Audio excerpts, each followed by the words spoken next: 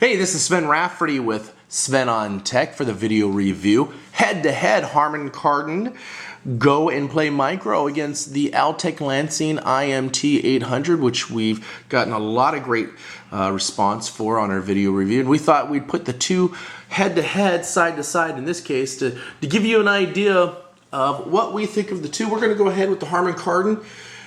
Obviously, this is a low resolution video review through the audio channel, so you're not going to get a good idea of what the sounds are, but you'll get a somewhat idea by listening to this. We got Foreigner's Urgent, which has a good bass line as well as some good drums to give you an idea of the dynamics. We'll let it go.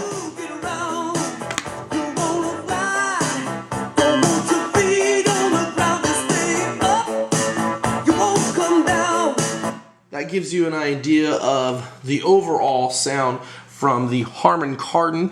Tight bass, nothing heavy. The dynamics very wide, very spread, and very nice. We're going to go ahead with the Altec now and start the exact same song from an iPod Classic.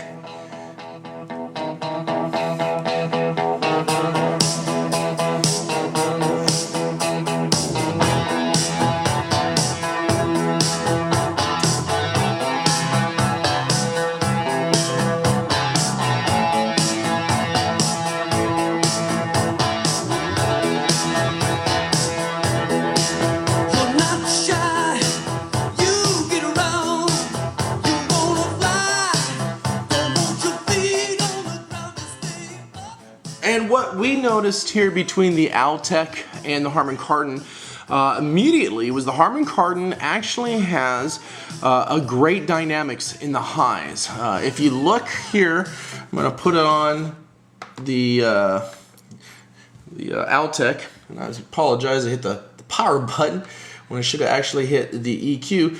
When you go into the Altec, and you can see the bass is at flat, and the Harmon Kardon relies on the iPod's EQ for its dynamics, but if you hit the EQ, you're going to notice the treble is at +6. We had to compensate for the highs on the Altec Lansing to match the Harmon Kardon, and still it didn't. What we found was the Altec Lansing iMT800 is a little flat overall when compared to the Harmon Kardon.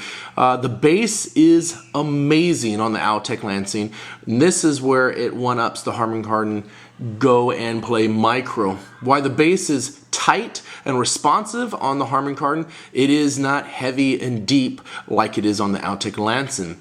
So essentially what it comes down to is, what's your preference? Do you want a bass box, or do you want a widespread dynamic box?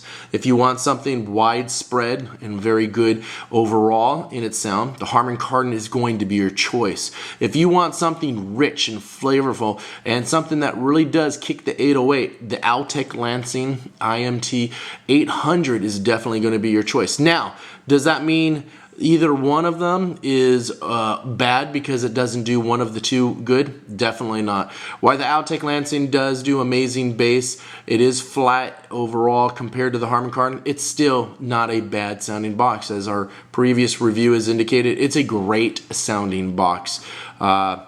The Harmon Kardon is a great sounding mids and highs, and the dynamics is incredible, but it doesn't mean the bass is flat and gummy and just not worth it. The bass is still good. Again, it comes down to a preference. If you want something booming, you want the Altec. If you want something that doesn't really boom, but you want really good dynamics in your mids and your highs, you're going to want the Harmon Kardon without a doubt. Both boxes are great boxes, but they do tend to go and lean to a specific type of person and their taste. So with that, I would recommend you going down to your local electronics store and listening to both of these. Hopefully they have both. If not, go find a place that does and listen to both of them side by side, using preferably the same device and the same music to give you a really good idea of what you're going to be getting. Now, what it comes down to with me, what would I choose? Well, it doesn't matter what I would choose, because again, I really do think this is going to come down to a personal preference. I think both boxes are excellent boxes and well worth the money they ask for. Again, it's going to be up to you. Either way, I will tell you this, you will be happy with either box. And I am Sven Rafferty. Thanks for joining us at this special video edition review for the Harmon Kardon facing off the Altec Lansing for your iPod and iPhone.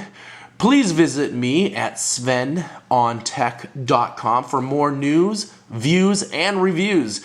Thanks for watching this video review at SvenOnTech.